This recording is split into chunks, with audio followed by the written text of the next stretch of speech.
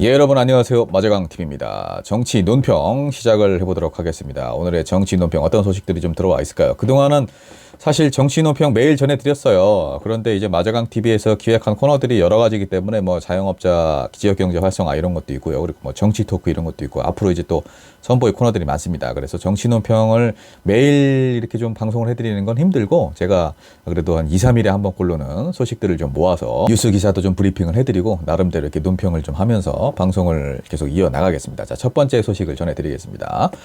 3년치 킬러 문항 공개, 사교육 대책 발표. 킬러 문항 정말 어려운 문제인 거죠. 킬러라고 불려질 정도로 정말 초고난이도 문제를 얘기를 하는 건데 이 기준이 뭔지 이 예시까지 이제 오늘 공개를 하겠다는 거예요. 정부에서 올해 수능에서 좀 솎아내겠다는 건데 이제 교과서의 범위를 벗어나서 출제를 하는 거 아니냐라는 지적이 이제 그동안 있었던 것도 사실이기 때문에 정부에서 좀 나름대로 이제 칼을 뽑아 든 겁니다. 교육 과정 범위 내에서 출제된다고는 하지만 특히나 국어 같은 경우에는 검인정 교과서이기 때문에 자기 학교에서 배운 교과서 내용 자체가 출제되지 않았을 경우에는 낯선 지문인 것은 마찬가지다. 이제 검인정 교과서는 사실 뭐 10가지가 넘죠. 그러니까 뭐 어디서 나올지 모르는 거니까 우리 학교에서 내가 교과서 위주로 열심히 공부를 했다고 하더라도 다른 학교에서 배운 교과서에서 내용이 나온다면은 맞추기가 힘들기 때문에 거기서 이제 교육에 좀 격차가 벌어질 수 있다. 사교육을 철저하게 한 사람들은 그게 이제 어느 정도 커버가 되는데 그렇지 못한 계층들은 사각지대가 발생될 수 있기 때문에 정부가 이제 그런 차원에서 좀 진행을 하는 거고요. 사교육비 경감 대책을 발표를 하면서 예시를 좀 명확히 짚어줄 예정이다라고 하는데 사실상 이제 올해 수능의 출제 기조가 나올 것으로 전망이 되고 있어요. 근데 지금 이 정부가 하려고 하는 이 취지에 공감을 하지 못하는 사람은 없습니다. 사실 뭐 그동안 우리가 문제가 됐던 이런 사교육의 폐단 이런 것들을 바로잡자는 그 취지에는 정말 공감을 하는데 다만 수능을 5개월 앞둔 상황에서 지금 이렇게 갑자기 이래버리는 거는 수험생들에게 굉장히 혼란을 좀 야기할 수 있거든요. 출제 경향을 분석을 하고 거기에 맞춰서 공부를 해온 학생들에게는 이게 지금 말을 하늘에 날벼락이 될 수가 있죠. 한두 문제 차이로 본인이 원하는 학교나 학과를 탈락을 할 수도 있고 합격을 할 수도 있고 이런 상황인 건데 이렇게 막무가내로 진행을 하면 안 되죠. 어려운 문제 몇 가지를 좀 솎아낸다고 해서 사교육의 폐단이 바로잡히고 사교육비가 경감된다? 저는 그렇게는 생각을 안 합니다. 오히려 수험생들에게 좀 혼란만 가중시킬 것이다 이렇게 생각을 하고요. 이 교육 과정이라는 것이 뭐 해석하기 나름입니다만은 어떤 뭐 본질이라든지 학업 성취, 뭐 태도 이런 것들 그 외에 어떤 학업의 목표 뭐 이런 추상적인 개념들도 좀 포함이 돼 있는 거죠. 이런 것들은 근데 이제 교과서에 좀 나오지 않을 수가 있는데 그 풀 수 있는 스킬을 이제 학원이라든지 뭐 고액과외 이런 것들을 통해서 이제 습득을 할 수가 있는 거기 때문에 그렇지 못한 학생들은 이 문제를 풀기가 어려운 거 아니냐라는 것에는 이제 저도 공감을 하는 바입니다. 그런데 너무 지금 소통도 없고 뭔가 사전에 논의도 없는 일방적인 통보예요. 지금 이 방식이 문제예요. 윤석열 정부는 항상 지금 이런 방식을 고수를 해오고 있는데 뭔가 교육계와 사전에 논의를 한다든지 뭐 학부모 관련된 단체들 협의회들과 사전 조율을 한다든지 이건 또 사교육계 입장도 좀 들어봐야 되는 거고 그런데 어떤 사회적인 수기를 전혀 거치지 않고 반대 의견을 묵살하다시피 하면서 이렇게 일방적으로 통보를 해버리는 거 이런 것들이 좀 올바른 국정 운영은 아닌 것 같고 학부모들이나 학생들 입장에서는 굉장히 이게 날벼락입니다 지금. 그리고 단순히 이 어려운 문제들 몇 가지 솎아내는 것만으로는 해결이 안 되고 대학 서열화라든지 고교 등급제가 우리가 폐지는 됐지만 어느 정도 등급화가 되어 있죠. 그런 부분을 좀 소거할 수 있는 방법도 같이 마련을 해야 되는 거고 지금 아이러니한 게 자사고나 특목고 외고 이런 것들은 그대로 유지한다. 이 전 정부와 완전히 거꾸로 가고 있어요. 사실 자사고 특목고 외고 이런 것들이 어떻게 보면은 이제 사교육비를 정말 증가시키는 사교육비를 부추기는 온상이라고 할 수 있는 건데 이거는 다 그대로 두면서 어려운 문제 몇 개만 솎아내는 것이 사교육비를 경감시킬 수 있는 거다. 여기서 많은 사람들이 공감을 못하는 거죠. 공감대가 형성이 안 되는 겁니다. 표를 의식해서 이렇게 하는 거 아니냐 이런 말들도 많고 갑자기 수능 5개월 전에 어려운 문제는 출제하지 마라 이래버리면 누가 이거를 선의로 받아들이고 좋은 정책으로 받아들이겠습니까? 지금 이거를 윤석열 대통령이 뭐 교육 전문가다 이렇게 여권 인사들이 찬양을 하는데 교육 관련된 사건을 수사를 했다는 것만으로 교육 전문가가 될 수는 없죠. 그거는 이제 평생을 교육에 몸바치신 많은 교육 전문가들을 모욕하는 저사기 때문에 윤석열 대통령은 이제 대한민국의 대통령이시지만 교육 전문가는 아니십니다. 냉정하게 얘기해서 이거는 말도 안 되는 소리고 그냥 저는 이전 정권에 대한 반감으로 이러는 게 아닌가 싶어요. 이 자사고, 특목고, 외고 같은 것들을 그대로 둔 채 이 어려운 문제 몇 가지만 킬러 문항만 제거를 한다라는 것이 뭔가 교육 관련돼서 본인들이 성과는 내고 싶고 뭔가 좀 결단력 있는 모습은 보여주고 싶은데 그렇다고 뭐 섣불리 건드리자니 또 그것도 좀 애매하고 그래서 이렇게 상대적으로 좀 어려운 것들 공감대가 형성될 만한 것들을 이렇게 좀 건드리는 것 같은데 이것도 좀 너무 갑작스러웠다. 언젠간 손을 봐야 될 것이라는 거는 저도 공감을 합니다만은 진행시키는 이 과정이라든지 시기라든지 이런 것들이 좀 다소 지금 적절하지 못하다라고 말씀을 좀 드리고 싶네요. 다음 소식입니다. 이낙연 더불어민주당 전 대표 드디어 이제 귀국을 했죠. 이재명 대표는 지금 뭐 배치장도 맡들어야 한다. 지금 언론에서 아주 들쑤시는 이런 분란의 씨앗을 아주 잠재우려고 사전에 좀 조기 진화를 하려고 하고 있어요. 배치장도 맡들어야 할 어려운 시국에서 모두가 힘을 합쳐야 한다라고 이렇게 얘기를 했는데 이낙연 전 대표가 이제 귀국을 하면서 그 공항에 뭐 1,500명 가량의 지지자가 모였다고 하죠. 1년간의 이제 미국 체류를 마치고 귀국을 하셨는데 못다한 책임을 다하겠다. 여기서 이제 책임 부분에서 이재명 대표 지지자와 이낙연 전 대표 지지자들이 이 책임을 좀 각자 다르게 해석을 하고 있는 것 같고 사실 지금 이게 국민의힘 입장에서는 이때다 싶죠. 민주당 더 분열 내야 된다. 자기네들끼리 싸우게 만들어야 된다.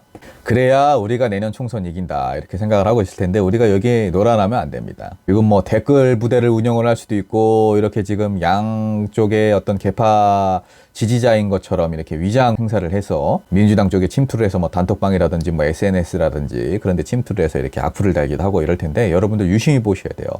민주당 당원인 것 같고 우리 당원인 것 같지만 이렇게 유심히 보면은 가계정들이 많아요. 아니면은 뭐 이제 국민의힘 쪽의 어떤 유튜버라든지 뭐 국민의힘 쪽의 인물들을 좀 팔로우한 경우가 많다든지 우리 당이 아닙니다. 민주당이 아닌 분들이 이렇게 지금 물론 지금 이낙연 전 대표와 이재명 대표 양 지지자 간에 분명히 감정이 좋지 않은 것은 사실이지만 때로는 이 사람은 정말 우리 당이 맞나 싶을 정도로 과하게 비판을 넘어서서 비난을 하는 사람도 있거든요. 그런 분들 중에는 국민의힘 쪽에서 이렇게 좀 이간계를 펼치려고 하는 그런 가계정들이 많습니다. 그런 부분을 좀 유의하시고 우리가 어쨌든 이 같은 당이라고 하더라도 그 안에서 분파가 갈리고 계파가 갈리고 뭐 생각이 다 다르고 이런 것들은 정치의 역사를 보건대 뭐 당연한 거고 어떻게 보면은 이게 뭐 무구한 정치와 정당의 역사 속에서 막을 수 없는 일이긴 한데 우리가 어쨌든 정말 큰 국민의 선택을 받는 총선을 앞두고 있는 만큼 내부 분열은 좀 자중을 해야 되고요. 하나로 화합을 해서 국민의힘이라는 집권 여당과 검찰의 독주를 막기 위해서 이제는 서로가 좀 자중을 해야 될 때가 아닌가 생각을 좀 해봅니다. 자, 다음 소식입니다. 김기현, 진영 갈라치기 팬덤 정치의 추종 세력 기승, 정치 사상 마냥 생각한다. 진영 갈라치기에 더해서 맹목적으로 편승하는 팬덤 세력, 추종 세력의 기승을 부리는 것을 보면서 과연 이래도 되는 것인가 걱정하는 시대다. 날이 갈수록 진영 정치가 강화되고 갈라치기 정치를 자신의 정치 사상으로 생각하는 사람이 득세하고 있다. 국민의힘 쪽도 만만치 않죠. 이거를 지금 뭐 마치 민주당 쪽만 이렇게 얘기를 하면 안 됩니다. 이분이 우리 정치의 어떤 좀 공통적인 부분을 지적을 하는 건지 그게 아닌지 이후의 말을 좀 보면은 계속 이어서 보면은 답이 나오죠. 진영 정치와 팬덤 현상으로 국론이 양분된 것이 이대로 고착화된다면 나라가 제대로 공동체가 될 수 있을까에 대한 두려움이 있다. 이거는 지금 국민의힘과 윤석열 대통령이 이렇게 조장을 하고 있죠.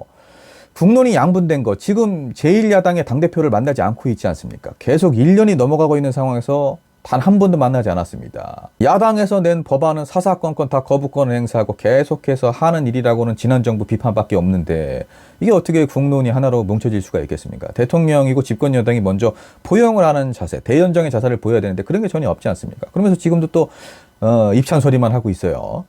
여당이건 야당이건 이와 같은 팬덤에 이끌려가서는 안 된다. 예, 이거는 뭐 동의를 합니다. 강성 팬덤에 또 이끌려만 가서도 안 되는 거죠. 이분들의 목소리에 귀를 기울여야 하는 것은 맞지만 끌려가서는 안 된다는 것은 저도 공감을 하고요. 다만 이재명 더불어민주당 대표를 향해서 흔히 개딸이라고 불리는 그런 분들과 관계를 정리해 주길 바란다. 저기 제 유튜브, 우리 마자강 유튜브에 달린 댓글을 보십시오. 악플들. 예, 개딸들을 나무랄 게 아니죠. 이 국민의힘 지지자분들 오셔가지고 정말 입에 담기도 힘든 욕설들, 비아냥들 다 하시는데 이거는 국민의힘 대표가 이런 말을 할 자격이 안 됩니다. 일단 먼저 본인 당부터 정리를 좀 하시기 바랍니다. 본인 당의 정말 악플러들, 강성 지지층들, 심지어 오염수를 방류하는 것조차 윤석열 대통령이 하니까 옹호를 하고 칭송을 하는 분들, 예, 그분들 먼저. 국민의힘과 윤석열 대통령을 비판하는 영상이나 글이 올라오면 득달같이 달려와서 온갖 욕설을 다 퍼부는 분들, 과연 그분들의 수장인 국민의힘 당대표가 개딸을 나무랄 감이 되는지 한번 스스로 생각을 해보시길 바라겠습니다. 김기현 대표님. 자, 윤재옥 원내대표, 국민의힘 원내대표죠. 괴담 판명된 사드 사태, 일본 오염수 문제. 이것도 또 이렇게 지금 엮어가는 건데, 괴담으로 판명된 사드 사태가 일본 후쿠시마 오염수 문제의 진실을 보여주는 거다. 그러니까 이제 환경영향평가에서 인체에 그렇게까지 해가 없다. 사드 전자파가 민주당에서 주장했던 그런 것이 이제 어떻게 보면은 민주당 주장이 이제 틀린 거고 허위인 거니까 후쿠시마 오염수도 마찬가지다. 그러니까 방류하는 거를 냅둬라 이겁니까? 더불어민주당의 사드 전자파 선동이 괴담으로 판명됐지만 그 누구도 사과하지 않고 있다. 예, 후쿠시마 오염수 문제의 미리 보기와 다름이 없다. 가짜 뉴스로 정부와 과학에 대한 불신을 조장하고 장애 집회를 통해 국민들 공포를 극대화한 후 선거만 끝나면 언제 그랬냐는 듯 잊히기만 기다리는 게 공식처럼 반복되어 온 민주당의 선전선동 전략이다. 근데 제가 하나 말씀드리겠습니다, 여러분.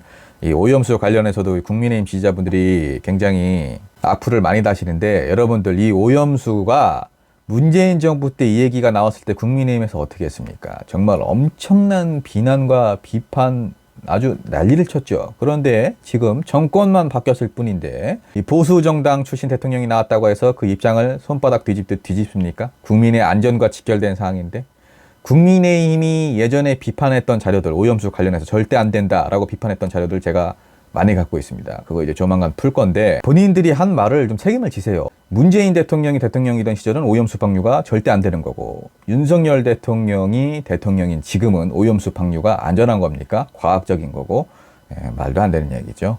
이번에야말로 과학의 힘이 괴담에 승리하는 선례를 만들어야 한다. 이렇게 지금 저는 모르겠어요. 그래도 정부가 오염수는 끝까지 좀 반대를 하지 않을까라는 일말의 희망이 있었는데, 역시나 그것은 이제 헛된 희망이었다는 것을 이렇게 보여주고 있고, 오염수 방류는 사실상 뭐 기정사실화 된 것 같습니다. 이제 저도 뭔가 좀 움직일 거고요. 지금 이 사드 전자파, 광우병 이런 것들에 대해서 상대 당이 상대적으로 이제 좀 정치적으로 반대적인 스탠스를 취하고 있는 정당에서 의혹을 제기하거나 의심의 눈초리를 보냈다고 해서 어떤 과학적인 입증을 거치고 난 후에 그 결과가 그 당에서 주장한 것과 다르게 나왔다고 해서 그것을 괴담이다, 국민들을 선동한 거다, 이렇게 얘기를 하면 국회에서 그 어떤 의혹도 제기할 수가 없습니다. 국민의 생명과 직결된 것은 돌다리도 두드려보고 건너야 된다고 계속 두드려 봐야 되는 거예요. 계속 목소리를 내야 되는 거고, 비판을 해야 되는 거고, 의혹을 제기해야 되는 거고, 안전을 검증해야 되지 않습니까? 지금 이 오염수도 마찬가지입니다. 과학자들도 의견이 계속 분분한 상황이죠. 누구 말이 옳다, 누구 말이 아니다. 지금 거기서 우리 국민들은, 보수 쪽을 지지하시는 분들은 보수 쪽 유튜브 채널이나 언론들을 보고 오염수 괜찮은데 민주당에서 저렇게 하는 거다. 진보 쪽을 지지하시는 분들은 민주당 쪽 아무래도 좀 진보 성향을 띤 유튜버라든지 언론 매체들을 보고 오염수 이거 방류하면 안 되는 거 아니냐. 이렇게 지금 입장이 분분한 상황에서 제가 봤을 때는 과학자들이 이렇게 의견이 분분한 자체가 문제라는 거예요. 전문가들도 주장이 다른 상황에서 그럼 민주당이 그냥 입 다물고 예, 과학에 맡기겠습니다, 이렇게 합니까? 그러면 국회가 존재할 필요가 없죠. 야당이 존재할 필요가 없죠.